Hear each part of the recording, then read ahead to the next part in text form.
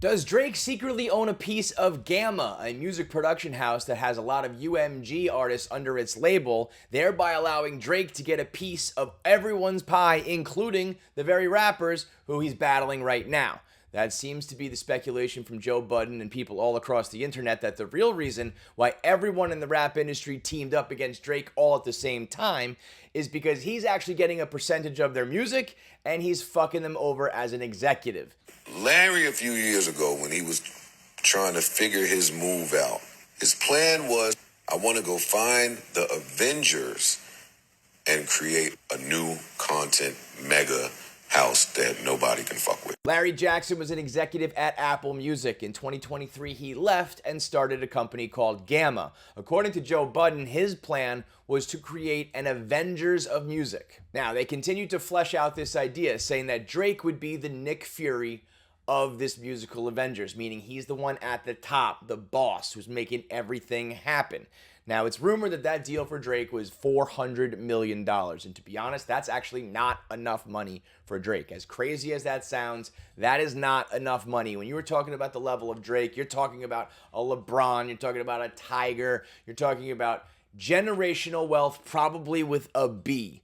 So maybe it's $400 million cash, but it was also believed to include a lot of things such as equity, rights, publishing, production, the whole nine yards. Which would obviously be a brilliant business move from Drake, ascending to that level in hip hop that really only a handful of guys have already. You got Hove, you got Dr. Dre, you got He Who Shall Not Be Named Ever Again, and Drake becoming this rapper slash executive hybrid. The only difference is that Drake is very, very active and still in his prime. So he's like a player coach who's putting out his own records, but at the same time, now he's so big, it's not just about making money off his own music, he's making money off of everybody else. When it comes to their music, when it comes to streaming, when it comes to touring, and everything that he touches, he's getting a piece of the pie. He's been handing out #1 records and features that have put so many people in this industry on.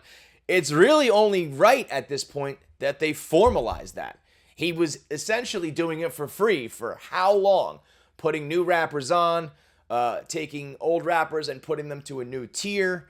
Really just the hit maker that they depend on, as he says in his song Push-Ups. So now he formalizes it as an executive. Now, what are some examples of him doing this? If you look at who he's been promoting in the last couple years, rappers like Sexy Red and Four Bats, Meek Mill and Rick Ross, when they put out their album together, these are all rappers signed to Gamma.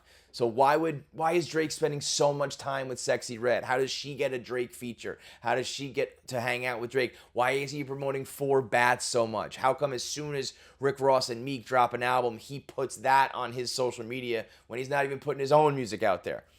It's because he's now getting a piece of the pie.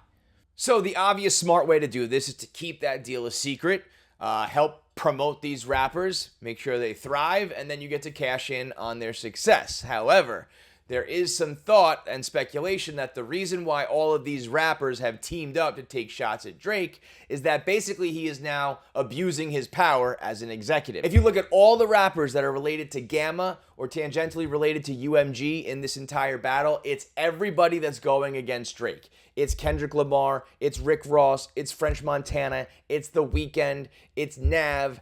Everybody who's either taken a shot at Drake or chosen their sides all come from this Gamma production house and anything it touches. So people are speculating that now Drake, the executive, is sending cease and desist to French Montana. He's no longer clearing samples. He's not handing out features unless he's getting paid off of it.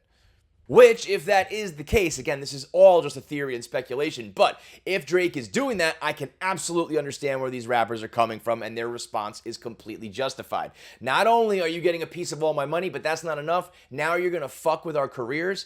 Now you're going to stop this new rapper who's trying to make it on the come up, or this old rapper who helped promote you and put you on when you were younger. Now you're going to fuck with everybody else's money in music? I can understand where they're all banding together and saying, no, we're not going to have that. Now, me personally, I'm Team Drake on this battle, so take this with a grain of salt, but I personally think this sounds a lot more like petty bullshit jealousy than it does Drake abusing his power as an executive. I think for guys like Kendrick Lamar and rappers who came before Drake, it drives them insane that the corny child actor from Degrassi and the white boy who sings and the sellout pop star who can't really rap, I think it drives them nuts that he has achieved so much more success than they have in the rap game. Guys like Kendrick, who are hip hop purists and, you know, the boogeyman of rap, and Drake has just lapped them over and over again. And I think it eats at their soul, because I do believe